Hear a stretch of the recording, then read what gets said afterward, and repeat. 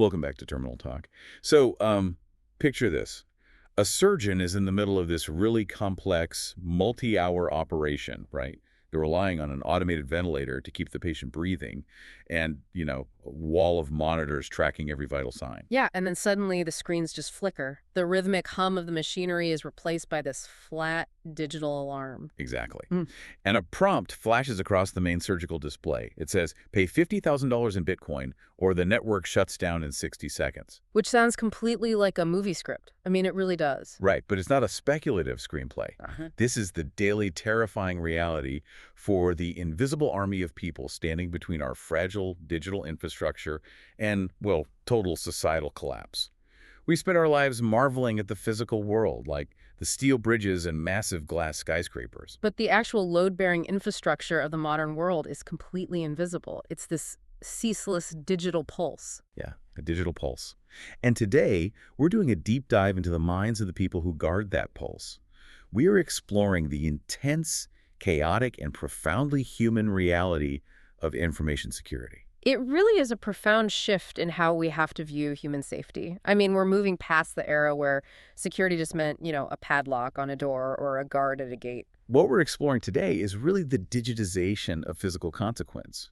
Like a line of malicious code written thousands of miles away doesn't just deface a website anymore. No, it alters the chemical mix in a municipal water supply. Or it shuts off the power grid in the dead of winter. It stops the supply chain of critical medications. So working in this space has evolved from like a back office IT function into what is arguably the most vital high-stakes defense mechanism we have today. Absolutely. And that cultural shift is fascinating. I mean, 15 years ago, if you told someone you worked in Infosec, they generally assumed you were the person resetting passwords in a basement, right? Yeah, installing antivirus software on the accounting department's laptops. It was viewed as a peripheral task, almost a nuisance to the real business. But now it feels like the entire global economy is essentially held hostage by the effectiveness of these security teams. I really struggled to understand how we got from resetting passwords to, defending surgical wards. What was the catalyst for that massive mutation? Well, the catalyst was this aggressive, uncompromising drive for connectivity and convenience. Businesses realized that data wasn't just a byproduct of their operations. Data was the operation. Oh, that makes sense. So the moment we started linking everything to centralized networks, we sort of weaponized our own infrastructure. Precisely. We linked hospital infusion pumps, industrial blast furnaces, all to make them more efficient. But we built a world optimized for speed on a foundation of implicit trust. And the professionals drawn to this field today are the ones who realize that this implicit trust is a fatal flaw. Right. They possess this rare combination of intense technical rigor and deep emotional intelligence because they're constantly navigating the friction between human behavior and systemic vulnerability. Let's dig into that friction, Mhm. especially in places where the stakes are the absolute highest, like the surgical ward you mentioned earlier. Yeah, the threat model in healthcare feels completely alien compared to what most people imagine. Right. We aren't talking about a hacker stealing a database of email addresses for marketing spam. No, we are talking about electronic medical records. That's someone's genetic data, their HIV status, psychiatric history, allergy profiles. The vulnerability of that data alone is terrifying. But it goes way beyond privacy, doesn't it? Far beyond. In healthcare, the abstraction of data just falls away completely. Information security becomes a literal matter of biological survival. Because of the architecture of a modern hospital, right? We have Yeah. MRI machines and automated drug dispensing cabinets. Yeah, and patient monitors. Historically, those were isolated, standalone machines. Now they're all IP-enabled, communicating over the hospital's network. So doctors can access real-time data on their tablets. Exactly. But those medical devices were designed by manufacturers who prioritized medical efficacy, not network defense. They often run on legacy operating systems that, well, they literally cannot be patched. Oh, wow. So you can't simply reboot a life support system to install a security update. No, you really can't. So you have a network filled with incredibly expensive, completely unpatchable devices that are vital to keeping people alive. That sounds like a structural nightmare. If I'm an attacker, I don't need to break the heavy encryption on the main patient database. Right, you just find the weakest link. Maybe a smart thermometer in the pediatric ward that still has the default factory password. And use that as a foothold to move laterally across the hospital network. That is the exact mechanism of a lateral movement attack. And once they establish that initial beachhead, they aren't necessarily looking to steal data. Often they just deploy ransomware.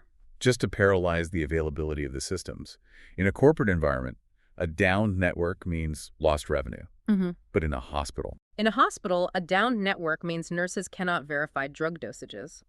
Diagnostic imaging is completely inaccessible. Emergency rooms have to divert ambulances. the security professional operating in that environment is carrying the weight of patient outcomes on their shoulders. Yeah, they have to build compensating controls.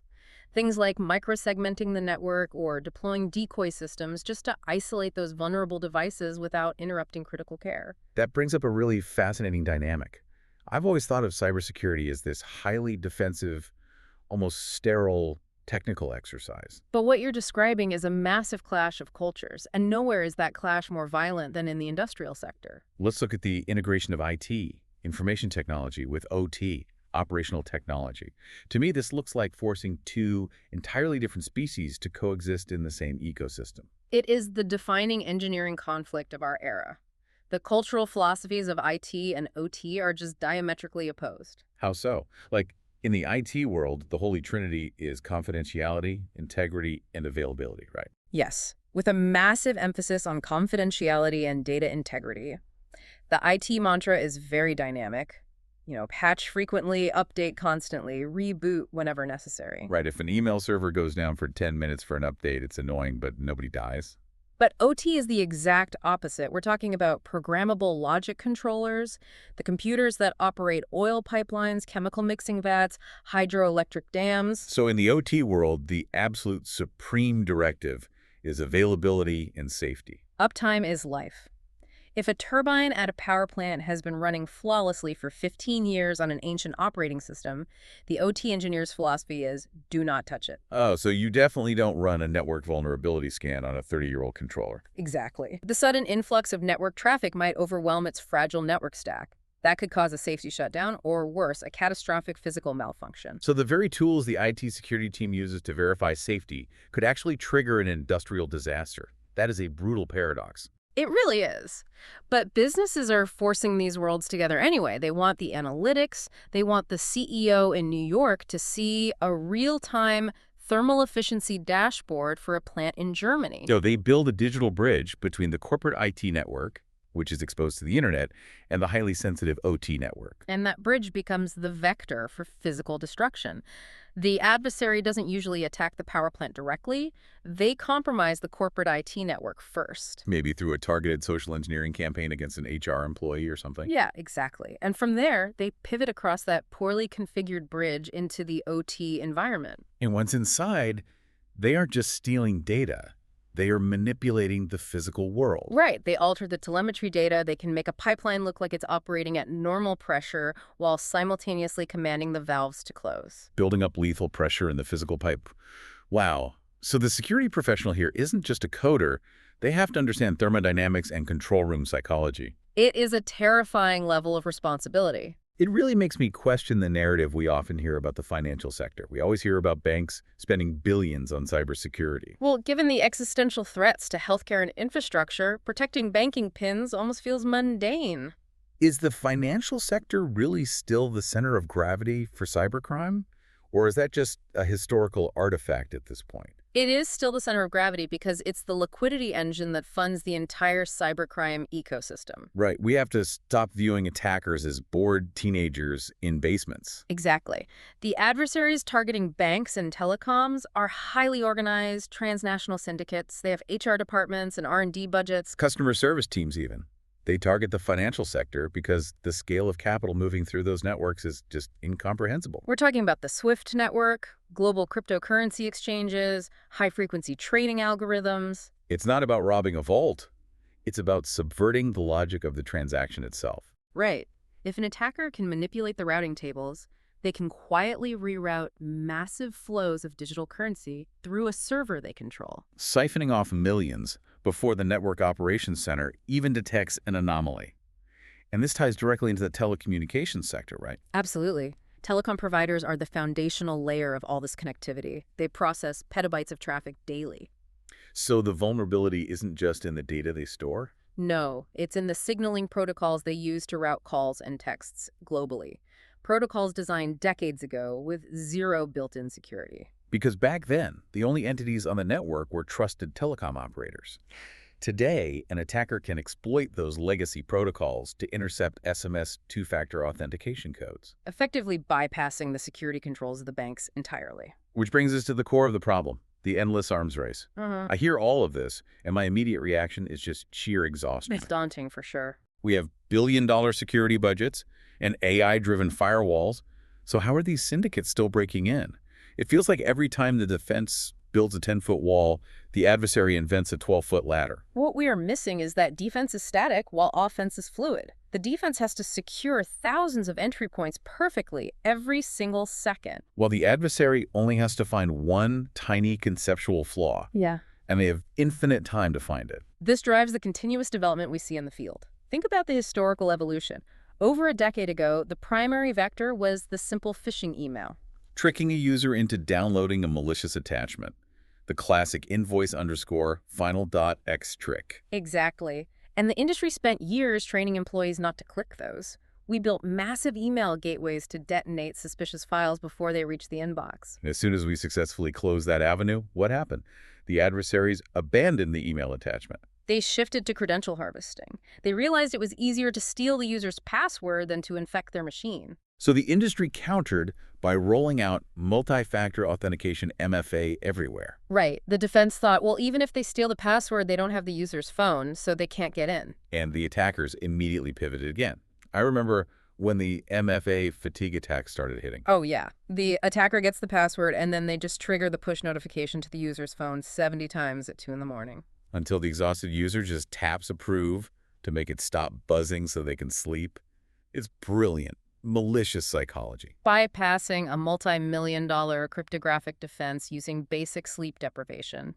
It highlights that the human mind is the ultimate unpatchable vulnerability. But the arms race doesn't stop at the user level. When organizations hardened their perimeters to the point where external intrusion became too expensive, adversaries executed a masterclass in asymmetrical warfare. The supply chain attack. If you cannot break into a Fortune 500 company directly, you don't attack them. You attack the vendor who writes their IT software. The SolarWinds incident is the textbook example here. People imagine a compromised shipping container, but it's really compromising the core architecture of trust. Right. They didn't hack the final customers. They infiltrated the software development pipeline of the vendor. They compromised the build server where the engineers compile the code. Injecting a microscopic backdoor into a routine software update. And because it came from the legitimate vendor, it was signed with a valid cryptographic certificate. It possessed the ultimate digital passport. So when thousands of organizations downloaded it, their highly advanced firewalls just waved the malicious code right through the front door. The defense tools literally provided an escort for the malware. It's like being asked to reinforce the foundation of a skyscraper while it's actively on fire, and your fire extinguisher was made by the arsonist. That is exactly the environment these professionals operate in. Honestly, hearing this, it sounds like a recipe for a massive mental breakdown. Doesn't this endless arms race just lead to profound burnout? Burnout is very real. The industry really struggles with it. But for a certain type of mind, this constant friction is the ultimate intellectual stimulant. How does someone survive, let alone thrive, when the rules of physics in your profession change every morning? Because it prevents the stagnation that plagues so many other professions. In Infosec, there is no state of done. You don't just configure a firewall and put your feet up for 5 years. Especially when the perimeter dissolved into the cloud. Everything changed again. I always struggle with visualizing cloud-native security, actually. It's tricky. Historically, we understood the castle and moat model. You put your servers in a room, build a digital wall, and inspect the one door. But with the cloud, the castle doesn't exist anymore. Not only does the castle not exist, but the building blocks themselves are constantly changing state. We move from massive servers to microservices and containers, like Docker and Kubernetes. So an application isn't a single program anymore. It's a swarm of hundreds of tiny, independent containers that spin up, process a transaction, and terminate 3 seconds later. How on earth do you secure an environment that only exists for 3 seconds? By the time a traditional tool identifies an anomaly, the server is already vaporized. That is the detective game that keeps the security professional engaged. You have to abandon analyzing static systems and learn to analyze the ephemeral flow of logic. Shifting from inspecting the container to inspecting the code that builds the container, the infrastructure as code. Right. You are essentially securing the blueprint of the building rather than the building itself. When an SOC analyst is hunting for a threat, they aren't looking at a traditional file system. They're parsing through millions of lines of telemetry data, correlating an unusual API call with an anomalous privilege escalation in an identity management system. It requires an incredible capacity for pattern recognition. You're presented with a massive haystack, and you aren't just looking for the needle. You're looking for the shadow the needle cast 3 hours ago. It's a deeply creative process. You frequently have to build defense architectures for systems with entirely contradictory constraints. Like securing a fleet of autonomous industrial robots. You can't install traditional endpoint protection because the microsecond of latency would cause them to crash into each other. And you can't isolate them from the network because they need real-time telemetry to navigate. The textbook provides absolutely no answers here. You have to invent a bespoke solution. Maybe using deep packet inspection at the edge combined with behavioral profiling of their physical movements. Which perfectly explains the unique prestige associated with this field. There is a deep-seated authority that comes from possessing this esoteric, hard-to-Google knowledge. You aren't just a cog in the corporate machine. The security specialist has visibility into everything. They act as the central nervous system of the organization. They see the hidden data flows, understand the underlying logic of the business, and they hold the mandate to halt operations if the risk is too high. That authority requires a massive breadth of knowledge. Network routing protocols, operating system kernels, data privacy laws, human psychology. And because that combination of skills is so rare, the ecosystem has naturally fragmented into an incredible variety of highly specialized roles. Let's dispel the Hollywood myth here. The public perception is still that solitary genius in a dark room, wearing a hoodie, typing a million miles an hour to hack the mainframe. Right, but the reality is a sprawling, multidisciplinary ecosystem. There is a place for almost every type of analytical mind. Let's break down how a modern security apparatus actually functions, starting with the offensive side, the red team. The red team is the sanctioned adversary, the penetration testers, the exploit developers. They are paid to think exactly like a nation-state attacker. Their job isn't to build things, it's to methodically, surgically break them. Exactly. They map the attack surface, write custom malware to bypass specific antivirus configurations, and attempt to compromise the domain controller. But they do this to provide a roadmap for the defense. And the defense is the blue team, the incident responders, the threat hunters, the SOC analysts. If the red team is trying to sneak through the forest, the blue team is analyzing every snapped twig and displaced leaf. They do the digital forensics. Reverse engineering the malware the red team just deployed. And they constantly communicate through a purple team dynamic, right? Yes, collaborating in real time to refine the detection algorithms. But beyond those technical roles, the ecosystem relies heavily on functions that require completely different skill sets. Consider the GRC teams. Now, I have to play devil's advocate here. I hear governance, risk, and compliance, and my eyes just immediately glaze over. I know, it sounds like bureaucracy. It really does. We just talked about reverse engineering kernel rootkits and fighting off ransomware syndicates. Staring at spreadsheets and writing GDPR compliance reports doesn't exactly feel like saving the world. It sounds like bureaucracy until you realize a compliance failure can destroy a company faster than a technical breach. The GRC professionals are the translators. They sit at the intersection of international law, corporate liability, and technical reality. Right. If a global enterprise operates in Europe, California, and Singapore, they face a tangled web of contradictory data protection mandates. So the technical team can't just secure the data. They need the GRC team and data privacy officers to define what can legally be collected in the first place. The technical team builds a perfect vault, but the GRC team negotiates the treaties governing what is legally allowed to be placed inside it. And when a breach inevitably happens, it's not just a technical crisis.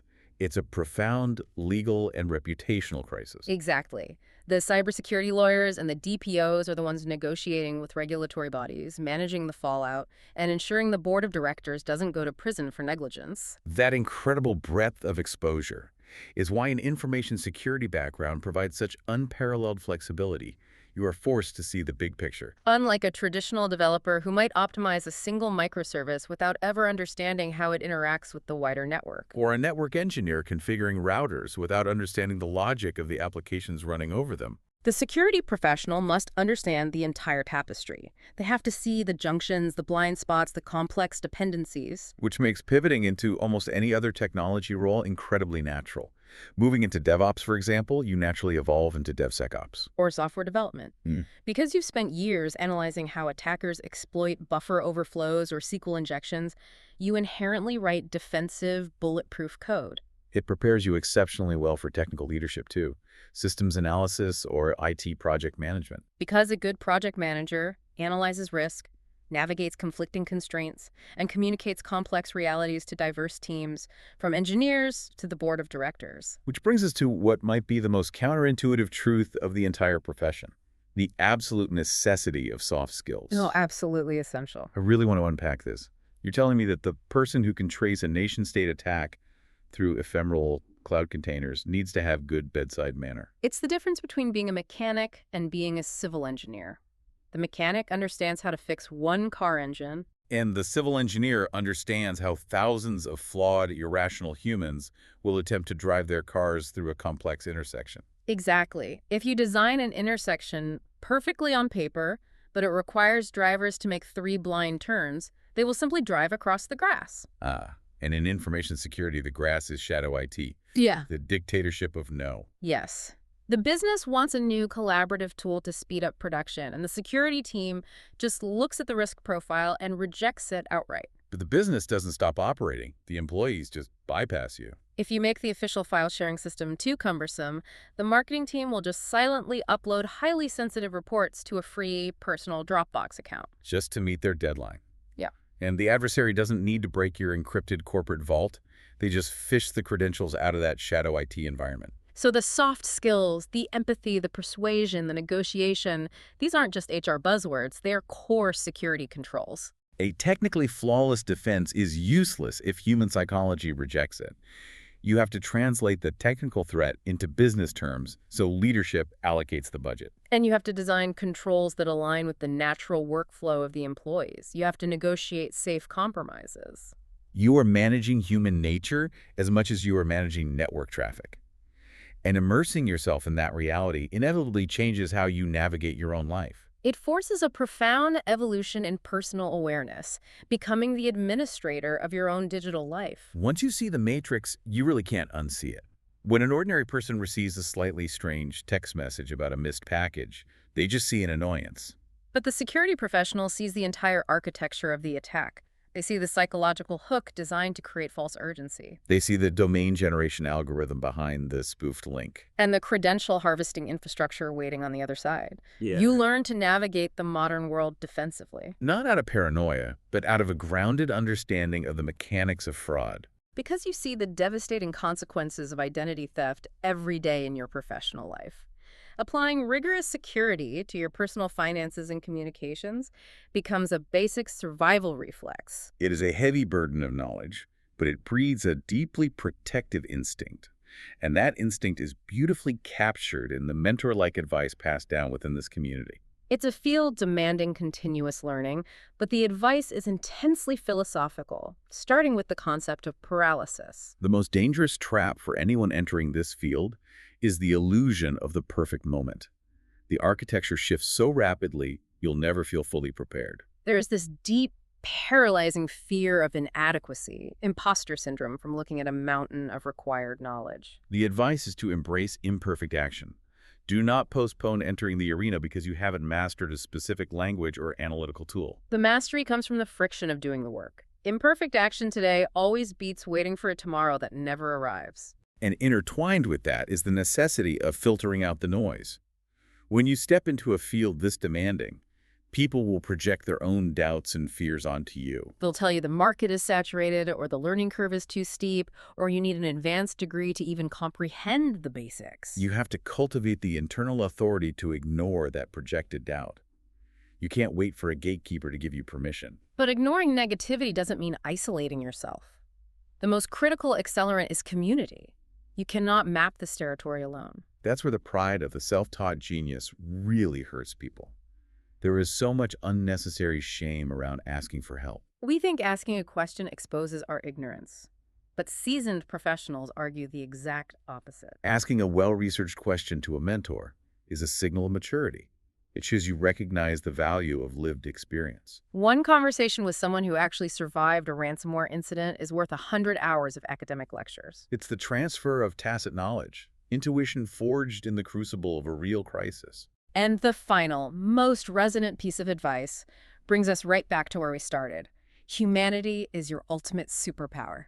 Treating the users, the people who click the phishing links or bypass controls out of frustration, with profound empathy and kindness. They are not the enemy. They are the people you are sworn to protect. They will forget the specific technical details of the firewall you implemented, but they will never forget how you made them feel when they made a mistake. Exactly. So when we strip away all the Hollywood dramatizations and sensationalized headlines about cyber warfare, what are we left with? The modern cybersecurity specialist isn't a superhero jumping out of a helicopter.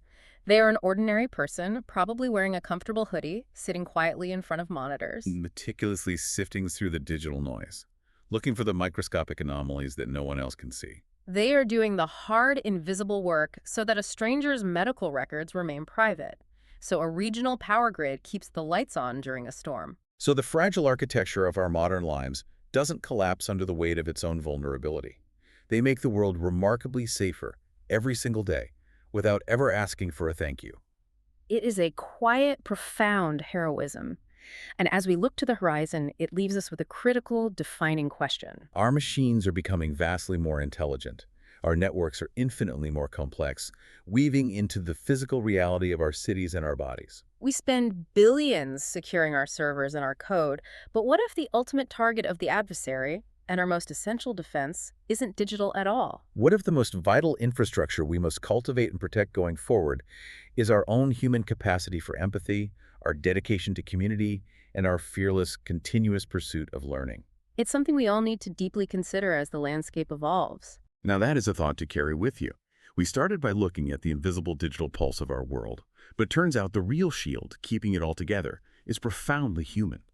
The technology is just the battlefield, but the humanity is the mission. Something to mull over the next time you safely swipe a credit card, see a hospital running smoothly, or simply turn on the lights. Thanks for joining us on this deep dive.